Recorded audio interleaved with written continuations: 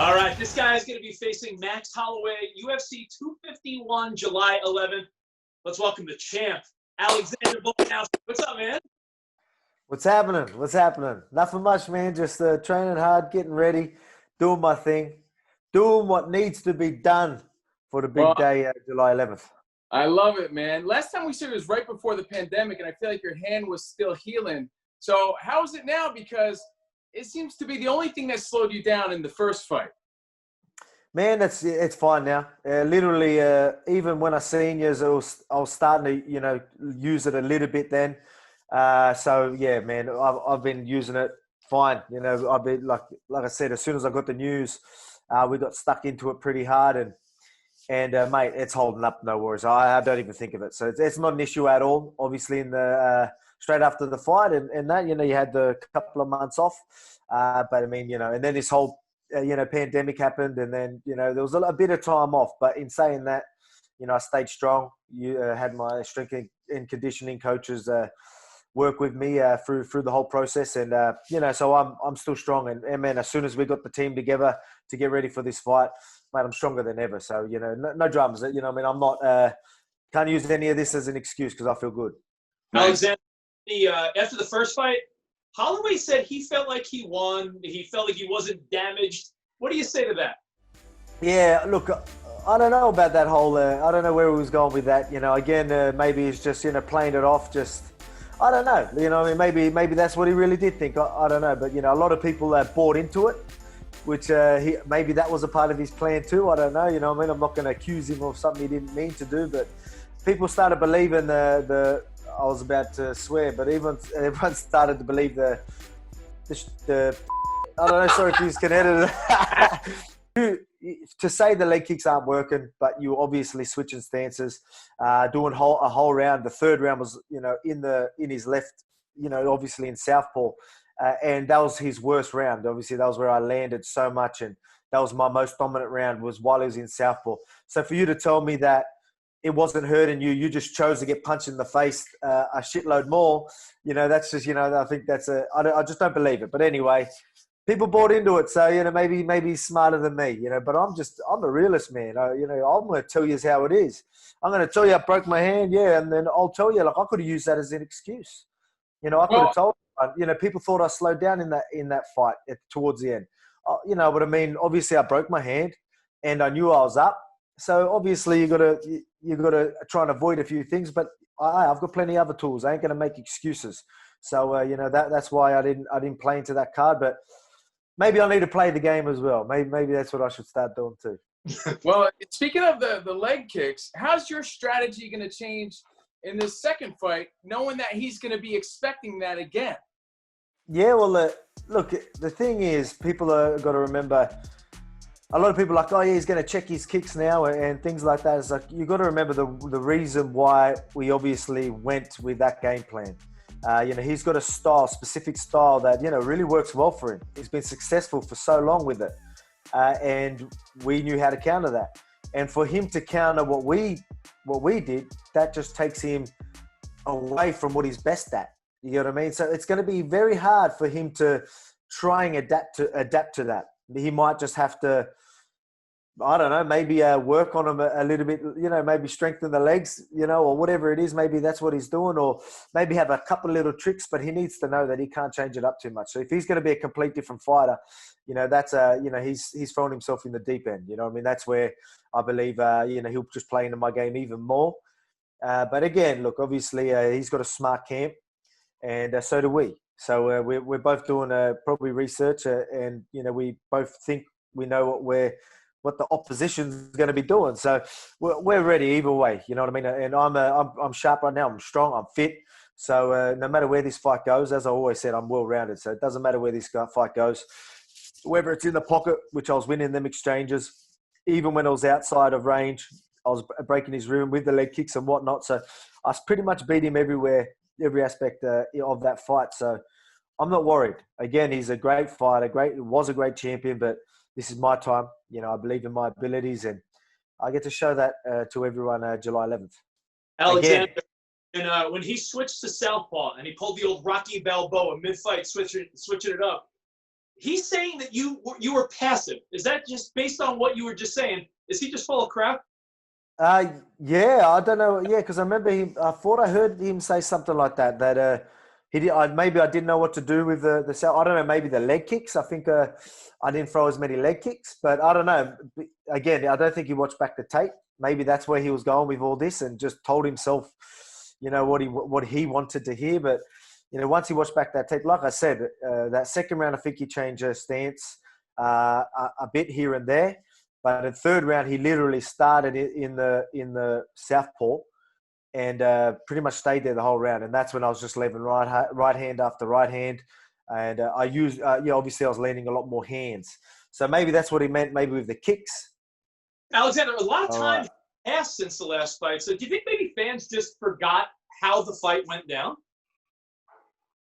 Yeah, well, that's what I do think that. You know what I mean? Again, I'm I was saying I feel disrespected, and and people don't give me the credit I deserve. And look, again, I'm not dwelling on that too much. Obviously, I'm using that as fuel. But I mean, it is there's some truth behind it as well. I think over time, people quickly forget. You know what I mean? This sport can be pretty unforgiving sometimes. But in saying that, again, whether it was the way us, biased opinions, little things like, a lot of people just buy into that. They're easily persuaded even though they thought, oh yeah, he won. And then, they listen to one interview and be like, oh yeah, that makes sense. Yeah, that's what happened. You know what I mean? So that's maybe what could have happened. And then over time, people doing that. Obviously, majority of the people know I clearly won. And I think majority of people plan on me doing the same thing again, going out and doing my thing. But, but people do quickly forget. And even though there might only be 10% that think I can't get the job done, you know what I mean? That 10% I want to prove wrong. I'm not out to get them. I don't hate them. I'm using them as fuel, and I'm going to make sure July 11th there's going to be no doubt in their mind. You know what I mean? I'm just going to take Max out, do my thing. Hopefully we put on a show, but I plan on coming at him pretty hard, and I think he's going to do the same. So it's going to be an exciting fight, and again, that's just playing into my game. Alexander, let's talk about Fight Island, okay? You had 1 month notice, so I'm wondering how you balanced out the risk-reward of taking this fight there. I think it was 6 weeks when I found out. 6 weeks out is when we found out that's what it was going to be. Again, as I always say, I'm a professional. I stay strong, I stay fit, but obviously that contact training is important. And I was lucky enough to have my team organise, get me exemption so I could have contact training straight away within a couple of days or a day even. We literally were able to train and have that contact training. And then we got some of the best fighters in Australia. We hit them up, and then within a day they were at our gym, ready to do camp with me. So, I started around 6 weeks out, and man, that's all I need. Again, like I'm running sprints all the time. I was, obviously doing plenty of strength training. I'm lucky with the team I got behind me where there wasn't a muscle on my body that wasn't unused. You know what I mean? Like, they're very good at incorporating the same movements that I do wrestling and grappling. You know what I mean? And so as soon as I got back into that contact training, I felt strong as ever. But, it isn't the same, but 6 weeks is enough. And when you say risk and reward, like the opportunity to fight on Fight Island, the first fight on Fight Island, still, most people are in isolation, and, there's not much sport happening. It's a big opportunity. There's going to be a lot of eyes on this. 3 title fights, a stacked card. One of the big events of the year, you know what I mean? It's that time of the year as well. So, man, it's just something that I was like, you know what, this is what I want.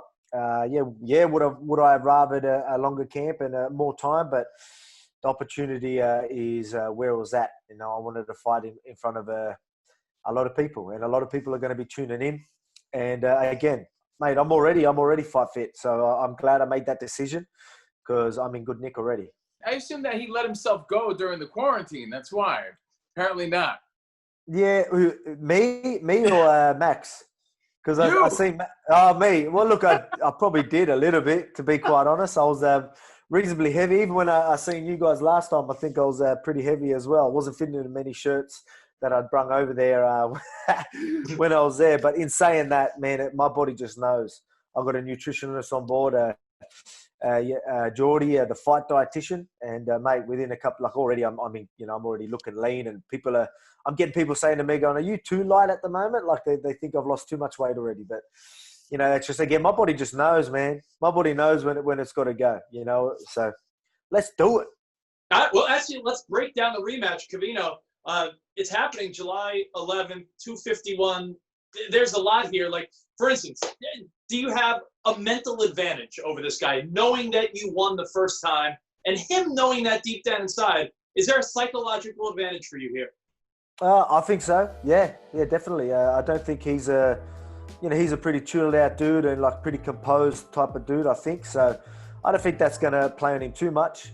But I mean, at the same time, he needs to know he's on his game, and and I think that can be bad as well. So again, if he's so worried about what I'm going to do because I shut him down last time, is he going to be as free as he always is? He usually fights very free and just puts that pressure on and just plays what's in front of him and just goes. But now does he worry so much about what I'm doing, where he's a little more hesitant in some of his natural movements and some of the things that he does best?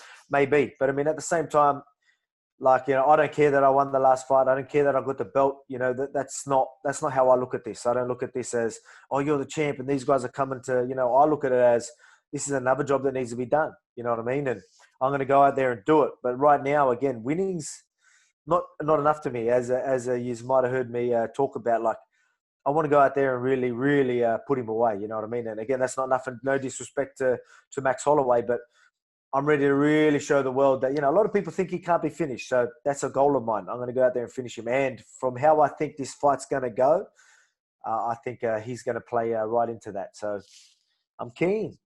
Well, do you worry? Speaking of putting him away and leaving no question marks, do you worry about leaving it to the judges this time because there was some speculation on the last fight?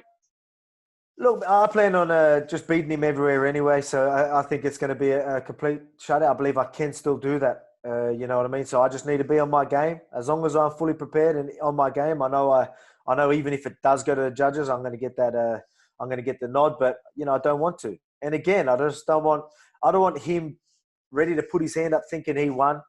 When I don't want people like biased opinions, and I don't want, again, even there's some of the commentary, oh yeah, I don't know who won that, like, just whatever, I mean, again, I'm not having shots at these people, but sometimes when you leave it to the decision, that's what's going to happen. People see fights differently, especially when they're a fan of someone. They've got their eye on them and they only see the good things they're doing and not acknowledging what the opposition's doing. So that can happen, and I understand that. So I'm not hating on them, but I'm just going to leave no doubt in their mind next time. So that's why you go out there and take him out. Then there's no one that can say anything but, hey, Alex is the best featherweight in the world. Alex, what the hell motivates you at this point? You're the champ. You said that, is it the money? Is it the pride? Like, you're going after people and you're the champ. Yeah, man, it's everything. It's everything. This is so much bigger than just me having a belt. You know what I mean? It's funny. Like, even when I'm talking to my team and all that, you know what I mean? I'm like, oh, it's not about the belt. I fight every fight I have. It's a job that needs to be done, and I've got my family I've got to look after. Me losing, that's that slows everything down. That next fight, that's less paid. That's a less paycheck for me. You know what I mean? I can't afford that, and I ain't going to let that happen. No way I'm going to let someone take that away from me. Then I've got, the Australia backing me. I got the Macedonian community behind me. I got, the Greek community behind me. And then, you know what I mean? I just got everyone. I've got my whole team. I've got so many people putting a lot of time and effort into me. And for me to not go out there and perform, that's just not fair. So I'm doing it. It's a lot bigger than just me. But again, obviously my family is my main motivation. And I don't look at it as, oh, yeah, I'm defending my belt. I'm looking at it as someone that wants to take me out, and I ain't going to let that happen. Nice, man. Let's talk a little bit about the future right now. You recently said with Ariel Helwani that the Cejudo ship may have passed and that you don't like chasing divisions. But what if it came down to a fight with Khabib? Yeah, that's definitely an option, man. That's a 100. Right now, again, I'm not going chasing. I'm not sitting there saying, oh, I don't want to fight Max because I want to chase the lightweight division. I ain't all about that. That's what I mean by, I'm holding a belt and then I'm just trying to fight everyone but my contenders in my division. I'm trying not to do that. And, I know I say that, and, it sounds like I'm having a lot of shots at Henry Cejudo. But that's what I mean. Like, the opportunity to fight Henry Cejudo probably could have happened around now because he isn't in the divisions below me anymore. He's retired, and now he's saying he wants to be a featherweight. And now I look at him, all right, maybe you're a featherweight contender. All right, whatever. Let's see if we can make that happen. But obviously this Max rematch is happening, and the featherweight division is absolutely stacked right now, and you've got all the top guys going at it. So I'm going to go out, take Max out, and then I'm sure there's going to be number one contenders because, you've got supposedly Ortega and Korean Zombie fighting. Yair Rodriguez a bit. You know what I mean? You got Keita, Dan Ige, all these guys going at it. So I definitely got my eye on that lightweight division. I'd love to move up, and if that opportunity comes to me, I'll take it. But at the same time, we've got a lot happening in my division, and I don't want to hold that up. So I like to stay active. So I could probably take care of both divisions if I had to. But right now, I've got a fight to worry about, and I'll get that out of the way, and then we'll see what a UFC brings to me.